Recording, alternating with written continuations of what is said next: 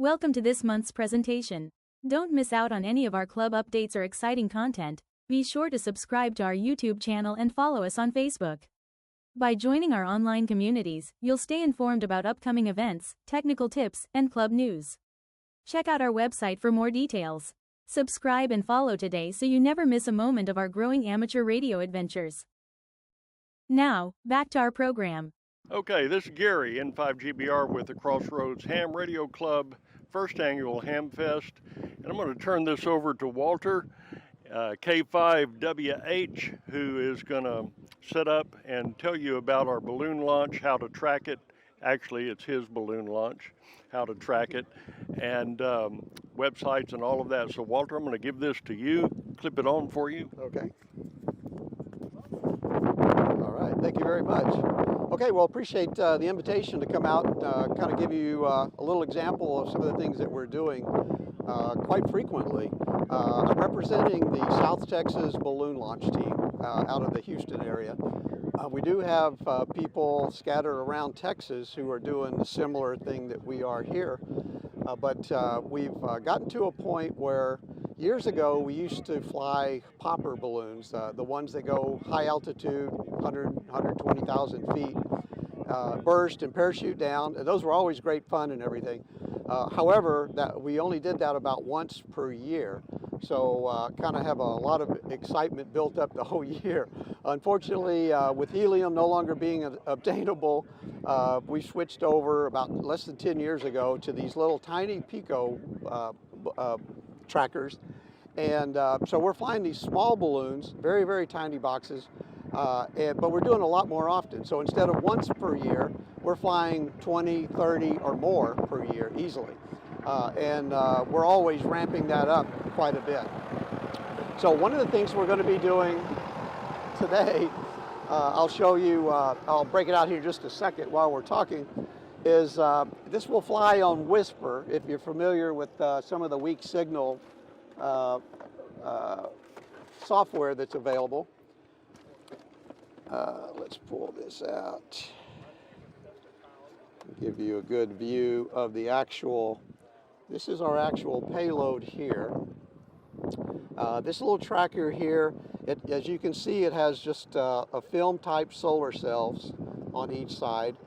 So obviously we need sunlight to light this thing up. It will transmit every 2 minutes, or 10 minutes, I'm sorry. Then because it's transmitting on 20-meter Whisper in this case, it's a little bit hard to track it. There's some websites, whispernet.org is the #1 place if you want to see it directly, or if you have Whisper on your own HF station, you should see it within an hour, a couple of hours maybe. Things like that should start coming up. We were just talking about the weather. Right now we have pretty heavy duty cloud cover. Some of this morning fog still hasn't burned off, it looks like. So one of the challenges we're going to have is, since it will not be lighting up the tracker for some time, the balloon is going to have to get through these clouds, get enough elevation to where the sun can actually light up the solar cells, recharge the supercapacitors on board, so the unit can start transmitting for us. Walter, that's a question that we often get. What you just said, it does not have a battery, does it? There is no battery on this tracker here. Tell them how a supercapacitor works. So the supercapacitor here, what this does is the solar cells charge up the capacitor so that if the sun goes behind a cloud momentarily, it can still transmit for 1 or 2 cycles or something like that and still carry on without cutting out in the middle of the transmission. And what's the reason for not using a battery? One of the problems we have with batteries, especially like LiPo batteries today, they work wonderful in all the electronics we use in amateur radio today. They don't play well in cold temperatures. This tracker, for example, will fly somewhere between 40 and 50,000 feet. You get up around minus 30 degrees centigrade, and LiPo batteries get real unhappy with that. Freeze up, stop working, bad things start happening. But we do have some trackers. We can talk later about some of those details. In a couple of weeks, we'll be doing some night flights. We've come up with an enclosure for a different style tracker with a battery that is able to keep warm through the night. So we actually do some nighttime launching where we don't have to depend solely on the sun. where the batteries will keep it running through the night. When the sun comes out the next day, it recharges the battery, during the day while it's powering the unit. And so we literally have almost 24-hour continuous transmitting from the unit. So, and you talked about the high cost and unavailability of helium. So what are you using to fill the floaters? So we're using hydrogen today. Hydrogen is very inexpensive by comparison. With our high altitude launches, we used to have almost 2 full cylinders worth of helium. The tall boys. The tall boys, yeah, they're like almost 5 foot or something like that. Those used to cost us about $50, $60 a tank or something. So the cost of a balloon and the electronics, you might be a couple $100 deep or whatever. Today you cannot buy helium anywhere. We tried to get some a few years ago, went to 3 different gas supply companies, welding supply companies, and they literally laughed at me when I asked about buying helium. Everything is going to the MRI machines, so they're getting, the medical field is obviously getting priority. There are some places around the country where you can buy it. It's very hard to find, and it sells for about $800 to $1,000 per tank. So completely cost prohibitive to do that. That's why we focus heavily on these tiny little trackers. These little trackers, from a cost perspective, used to cost us about $250 a piece. Then you add some solar cells for $10, $15, and this antenna wire, it's kind of hard to see here, but this is some 4-pound fishing line, stranded fishing line. And then we have some 32 gauge copper wire, like transformer wire, where we glue the wire to the line to give it some strength, because the copper wire would be very, very fragile. A good gust of wind pressing on the balloon would sever the copper wire by itself. So using this line, it gives us the strength we need to hold it in place and let it go, and it can handle some wind abuse at altitude and things like that. But because this is 20 meter for this flight, these antennas are a little over 17 feet on each side. So think of it as a simple dipole. Excuse me, nothing magic about that part. Okay, let's see. We'll get ready to tie this off in just a second. One thing that we probably need to do, one of the things I like to do for all of our launches, it's easy for us to see, like using a flag or trees. You can kind of get a feel for where the winds are blowing most of the time. However, that's not necessarily a true case, because the wind may be blocked by a building and it may go up like this and then suddenly jerk off to the side. So I always like to let go a test balloon just to confirm what we think where the wind is going to go.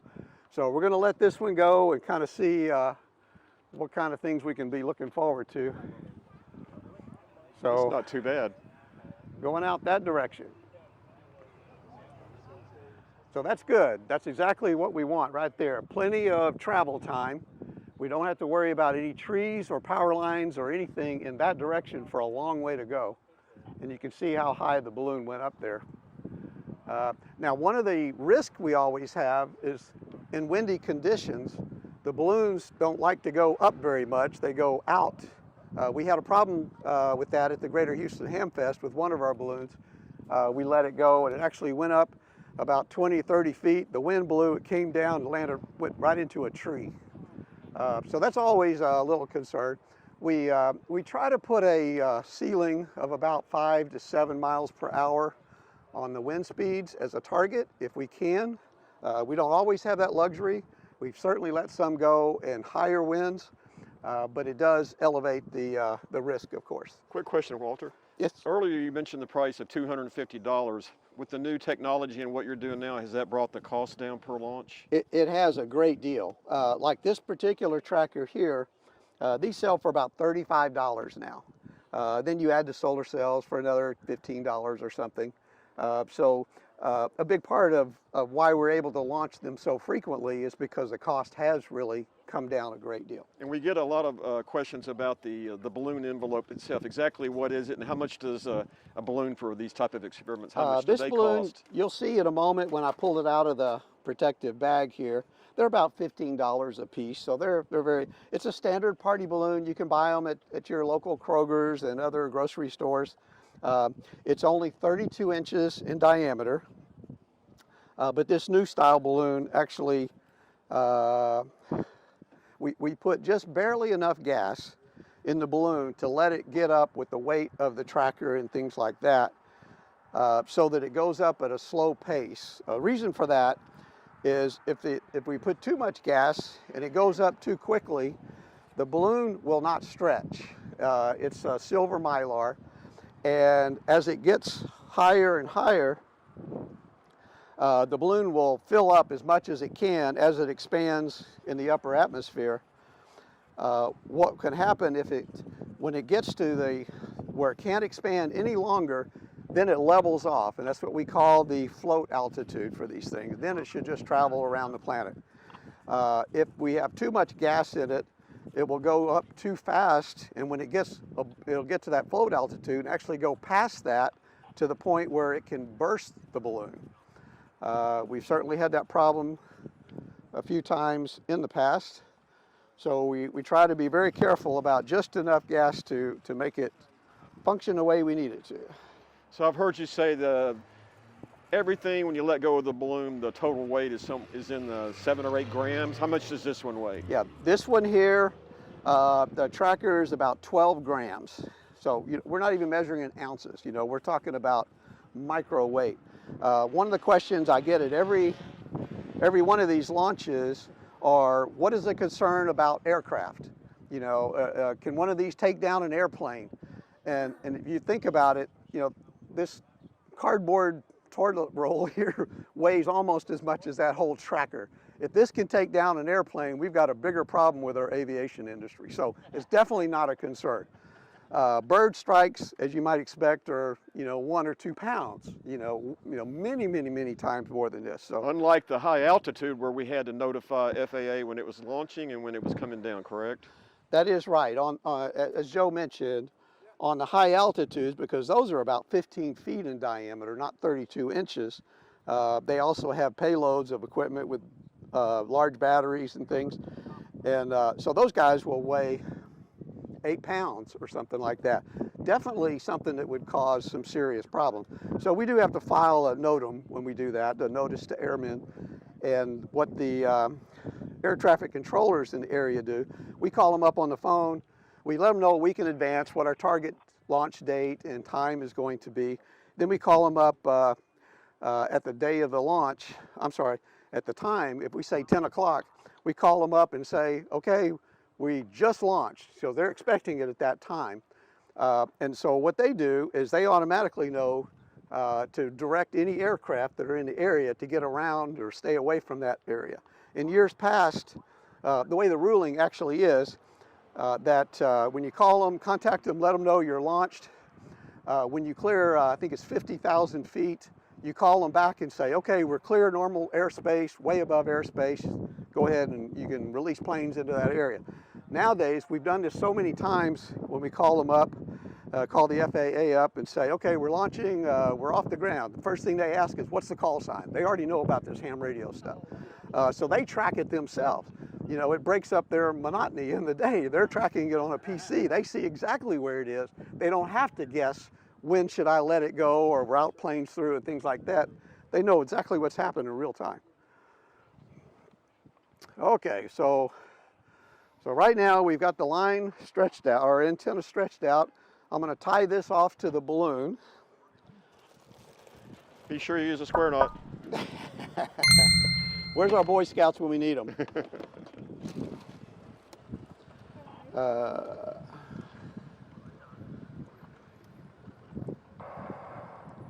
If you can hold that for me, Joe. We're listening on 20 meters here. Obviously, as I mentioned, there's no sunlight. We're not going to be able to hear it long before it's up in the air for a ways.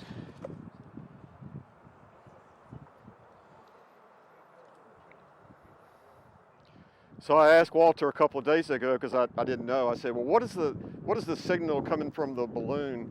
What does it sound like? And I started laughing because he started going doo, doo, doo, doo, doo, doo, doo, doo, like that. And then he said it's very similar to the same tones that like FT8 puts out.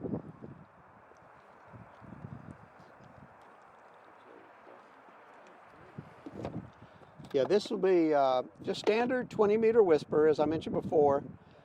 So if you have a radio with that capabilities, you can actually listen to it direct for sometimes 1,000 or 2,000 miles. So as far as the reporting from the balloon being on 20 meters, it kind of depends on conditions, just like for any HF band operation. Is that correct? Very, very true. The propagation, sometimes you'll see 2 or 3 stations picking it up, and then sometimes you'll see 30 or 40 stations picking it up. You're running a whisper? It is whisper, yes it is. Yes. What call sign is it under? W5L. This is the Crossroads Ham Radio Club call sign, W5LCR. With a /1 on it for this one. This is their first balloon. But when you're searching for it, you don't have to put the /1, do you? When you're searching on whisper, you do. Searching on whisper, you put the /1. The other ways we'll talk about, you don't have to do that, right? That is correct. So one of the things we do, so on whisper, you get a pseudo map. It's a very large scale. You don't have any detail or anything like that. But what we try to do is take advantage of the APRS.FI, the normal APRS network, and things like that. So I have a server running at my house, running a script, and so every 10 minutes it goes out and it harvests the data out of the WhisperNet database, and then I add some other detail to it, like announcing the Hamfest here in the call sign and things like that, and then I do a data push into the APRS network.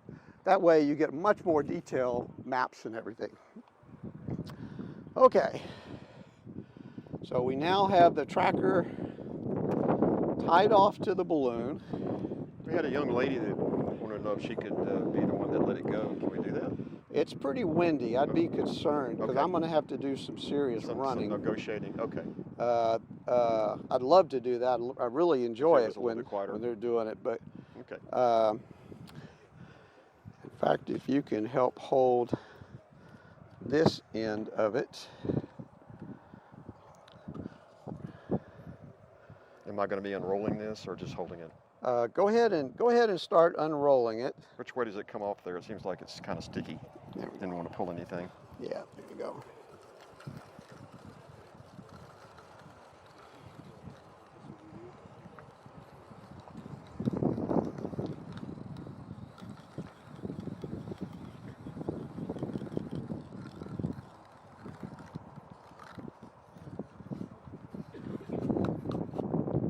Okay, if you'll just hold that for me for a second. And you said this is about 17 feet long? It's about 17 feet, yes. So what I'm going to do now is I'm going to start slowly letting the line out so that we can get this clear. For 20 meters. If Walter, don't launch it just yet, please. Okay. We're trying to get the video. Oh, okay. Are you out? Okay, go ahead. Yeah, we got a few minutes, because a minute or two. You see how the wind is picking up and dying down, and now we got to clear it off the ground. Oh, perfect, thank you.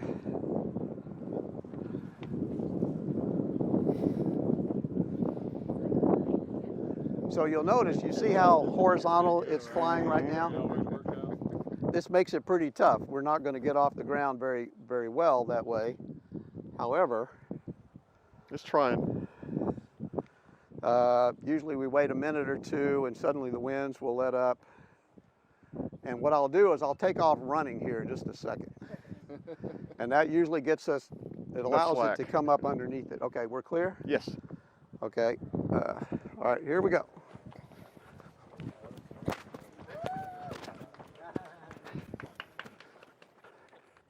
All right. Go up, go up. Go. There are the trees. W5LCR, away she goes.